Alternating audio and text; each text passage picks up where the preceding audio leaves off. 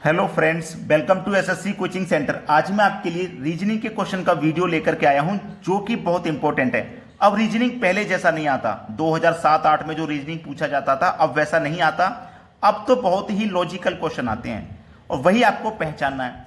अब इस प्रश्न की मैं बात करूं, यदि 6 गुने 3 प्लस 5 बराबर 10, मुझे क्या करना है, इस 6, इस 3 और इस 5 से 10 बनाना है। अगर मैं प्रश्न के अकॉर्डिंग चलूं तो 6 का गुना 3 से करूंगा 18 और 18 में जोड़ दूंगा 5 तो ये हो जाएगा 23। लेकिन मुझे कितना चाहिए, 10। तो ऐसे तो बनेगा नहीं, प्रश्न के अकॉर्डिंग नहीं बनेगा। हमें अपनी तरफ से ही लॉजिक लगाना होगा और इसीलिए तो कह रहा हूं मैं कि लॉजिकल क्वेश्चन आते हैं एग्जाम में। अब 6 गुने 3 प्लस 5 से मुझे 10 बनाना है। 6 गुने 3 प्लस 5 से मुझे 10 बनाना है। जैसा साइन उसने दिया है जरूरी नहीं है मैं उसी के अकॉर्डिंग चलूं। अगर उसके अकॉर्डिंग चलेगा तो आएगा नहीं। मुझे अपनी तरफ से लॉजिक लगाना है। तो मैं अपनी तरफ से देखिए क्या लॉजिक लगाऊंगा कि जो पहली संख्या 6 है और ये जो लास्ट वाली संख्या 5 है, दोनों का आपस में मैं क्या कर दूंगा, मल्टीप्लाई। तो 6 का मल्टीप्लाई 5 से कर दूंगा तो कितना होगा, 30। और ये जो बीच वाली संख्या आती है ना 3, इससे मैं कर दूंगा डिवाइड। तो 3 से जब 30 को डिवाइड करूंगा तो कितनी बार डिवाइड होगा, 10 बार में डिवाइड होगा। देखो मुझे 10 मिल गया, मिला। सेम क्वेश्चन आगे सॉल्व करना है इस वाले को, यानी कि 8 गुने 2 प्लस 5 बराबर मेरा कितना, 20 आना चाहिए। तो मैंने यहां क्या किया था, पहली संख्या और तीसरी संख्या का मल्टीप्लाई। तो सेम लॉजिक आगे लगाऊंगा, पहली संख्या और तीसरी संख्या का मल्टीप्लाई करूंगा। 8 पंजे 40 हो जाएगा, 40 हो जाएगा। बीच वाली संख्या से देखो हमने यहां डिवाइड किया था तो बीच वाली से यहां भी डिवाइड कर देंगे। अब 2 से जब मैं 40 में डिवाइड दूंगा तो 20 बार जाएगा। देखो 20 ही तो चाहिए था, 20 आ गया। अब आगे इसी पैटर्न पे क्वेश्चन सॉल्व होगा। 4 गुने 2 प्लस 8 बराबर क्या होगा, पहली संख्या और तीसरी संख्या आपस में मल्टीप्लाई करो। 4 अट्ठे 32 होगा। बीच वाली संख्या से डिवाइड करो तो 32 को जब डिवाइड करेंगे 2 से तो आपका आंसर आ जाएगा 16। आपके क्वेश्चन का आंसर क्या है भाई, 16 है। पहले ही ऑप्शन में 16 मिल जाएगा, बिल्कुल सही जवाब। अब देखेंगे अगला प्रश्न। अगला प्रश्न है, यदि जनवरी का प्रथम दिन सोमवार है तो फरवरी का प्रथम दिन क्या होगा। देखिएगा यहां पे मैं लिख के आपको समझाता हूं। जैसे ये मेरा जनवरी का महीना है और जनवरी के बाद कौन सा महीना आएगा, फरवरी का महीना आएगा। तो फरवरी से आगे का तो पूछा नहीं, केवल प्रथम फरवरी का पूछा, 1 फरवरी का, ठीक है।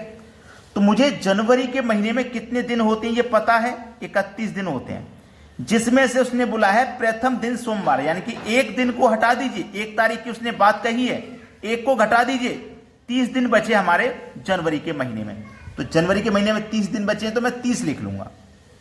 फरवरी में कब का पूछा है, प्रथम दिन, यानी कि 1 फरवरी का पूछा है तो 1 लिख लूंगा। अब 30 में जोड़ दो 1 तो ये हो जाएगा 31। अब ये 31 दिन हो गए, इसको हमें क्या करना है, 7 से डिवाइड करना है। 7 से ही क्यों डिवाइड करते हैं, एक हफ्ते में 7 दिन होते हैं तो 7 से डिवाइड करेंगे, यानी कि एक हफ्ते से हम डिवाइड करेंगे। अगर 7 के बाद 8वां दिन होगा तो वही दिन रिपीट होना चालू हो जाएंगे। तो 7 को जब मैं से कटाऊंगा, 7 चौकू 28, 28 कट गया ना 31 में से, तो शेष कितना बचा आपका, 3 शेष बचा है, 3 शेष बचा। तो इसमें 4 हफ्ते जो मैंने अलग कर दिए, 3 शेष बच रहे हैं। हमको मतलब होता है इस शेष से जो शेष बचता है। तो मेरा देखिए प्रथम दिन कौन सा था, सोमवार था, सोमवार का दिन था मेरा प्रथम। अब 3 शेष बचा है ना, तो इसमें 3 जोड़ देना है, 1 2 3। सोमवार के बाद मंगलवार, बुधवार, गुरुवार, तो यहां कौन सा दिन आ जाएगा आपका, गुरुवार का दिन आ जाएगा। गुरुवार मतलब बृहस्पतिवार, बृहस्पतिवार ये रहा आपके बी ऑप्शन में, ये बिल्कुल सही जवाब है। अब देखेंगे अगला प्रश्न। अगला प्रश्न है, दी गई आकृति में प्रश्न चिन्ह के स्थान पर क्या आएगा। और क्वेश्चन बहुत ही इंपॉर्टेंट, बहुत ही अच्छा है। अगर आप चाहें तो वीडियो को यहीं पे रोक करके एक बार खुद से सॉल्व कर लें।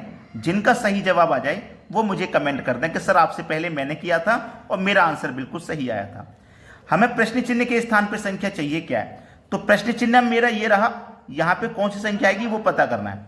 तो मेरे दिमाग में तुरंत ये लॉजिक आएगा कि ये संख्या जब उसने पूछी है तो ये संख्या कैसे आई होगी, ये संख्या कैसे आई होगी, उसी तरीके से ये मिलेगी।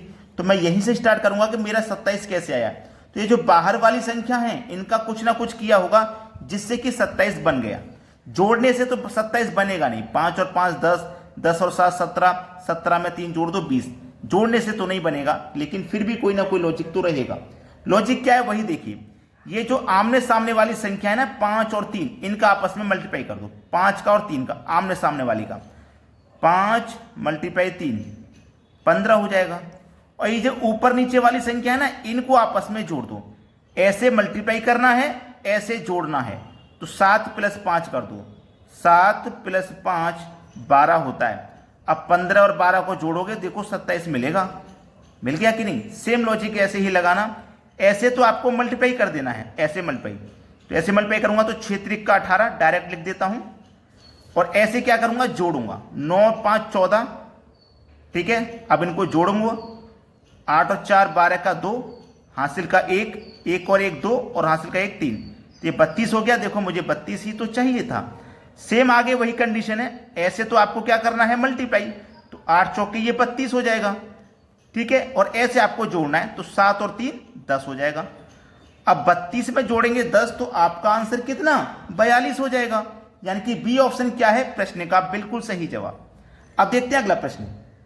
अगला प्रश्न है, कितने त्रिभुज हैं? देखिए आपके पास दो तरीके के स्टार दिए जाते हैं, एक इस तरीके का स्टार और एक इस तरीके का स्टार। अब चाहे आपको ऐसी आकृति में पूछ ले कितने त्रिभुज हैं, चाहे पूछ ले ऐसी में, मैंने दोनों ही बना के यहां पे रखे हैं ताकि आपको बता सकूं। देखिएगा, जब भी 5 कोने वाला स्टार होता है, ये 5 कोने वाला, तो याद रखना 5 कोने वाले स्टार में हमेशा 10 त्रिभुज बनते हैं। कितने बनते हैं? 5 कोने वाले स्टार में हमेशा 10 त्रिभुज बनते हैं, याद रख लेना। और 6 कोने वाला है तो आप तो सोचोगे इसमें ज्यादा बनने चाहिए, 5 वाले में 10 बनने, तो 6 वाले में तो और ज्यादा बनने चाहिए, इसमें कम बनते हैं। 6 कोने वाले में बनते हैं हमेशा 8 त्रिभुज, ठीक है। अब कैसे बनते हैं मैं गिन के बता देता हूं। इसमें 10 कैसे हैं, पहले तो इनको छोटा छोटा काउंट करो, 1 2 3 4 5, ये तो छोटे छोटे हैं ना, 1 हो गया, ये ऐसे 2 हो गया, ये ऐसे 3 हो गया, छोटे छोटे कितने हो गए थे, 5, ठीक है। ये तो हो गए 5। अब देखो इस कोने से बनाऊंगा मैं, इस कोने से बनाऊंगा त्रिभुज, तो ये वाला ऐसे एक त्रिभुज बनाएगा, एक ये वाला कोना एक बनाएगा, एक बना दिया ना इस कोने ने। अब ये वाला कोना है, ये भी एक बनाएगा, ऐसे 2 हो गए, 2 हो गए। ये वाला कोना है, ये बनाएगा ऐसे एक, 3 हो गए। ये वाला कोना है, ये बनाएगा ऐसे एक, 4 हो गए। ऐसे ही 5 इसमें बनते हैं, बड़े बड़े मिलाकर के, बड़े बड़े मिलाकर के इसमें 5 और बनते हैं, तो टोटल हो जाते हैं आपके 10। लेकिन इसमें ऐसा नहीं है, इसमें छोटे छोटे 1 2 3 4 5 6 हो गए छोटे छोटे। इसके बाद में ये 2 बड़े और बनते हैं, एक ये वाला और एक ये वाला, तो इस तरीके से टोटल इसमें 8 त्रिभुज बनते हैं। तो 5 कोने का स्टार रहे तो 10 त्रिभुज कर देना आंसर, 6 कोने का रहे तो 8 कर देना। अब देखते हैं अगला सवाल। अगला सवाल है, नीचे दी गई श्रृंखला में अगला पद क्या होगा? 2 9 28 65 126 और क्वेश्चन मार्क। देखिएगा, आपको मैं पहले भी बहुत बार बोल चुका हूं, फिर से बोलूंगा, स्क्वायर और क्यूब अगर आपको याद नहीं है तो आपको बहुत सारे क्वेश्चन छोड़ने पड़ेंगे, क्योंकि बहुत काम आते हैं स्क्वायर और क्यूब। यहां की मैं बात करूं, ये 2 क्या है, ये 1 का क्यूब प्लस 1 है, 1 का क्यूब आप करोगे 1 रहेगा, प्लस उसमें 1 कर दोगे तो 2 मिलेगा।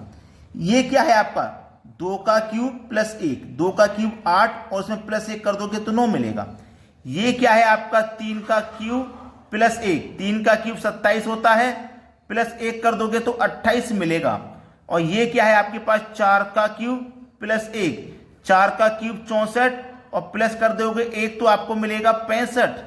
ऐसे ही ये क्या है 5 का क्यूब प्लस 1, 5 का क्यूब 125 प्लस कर दोगे 1 तो मिलेगा 126। 1 2 3 4 5 के बाद अब किसका क्यूब करना है हमें, 6 का क्यूब, तो 6 का क्यूब प्लस 1, 6 का क्यूब होता है 216, प्लस कर देंगे 1 तो आपको आंसर मिलेगा 217। 217 ऑप्शन देखिए किस ऑप्शन में है, पहले ही ऑप्शन में आपको 217 मिल जाएगा। ये सवाल का बिल्कुल सही जवाब है। तो आपको क्या काम करना है, बस वीडियो को लाइक और शेयर करना है, ठीक है। इतना काम कर दीजिए जो कि बहुत छोटा सा काम है, ठीक है। दोस्तों वीडियो कैसा लगा कमेंट बॉक्स में जरूर बताइए। वीडियो देखने के लिए बहुत बहुत धन्यवाद।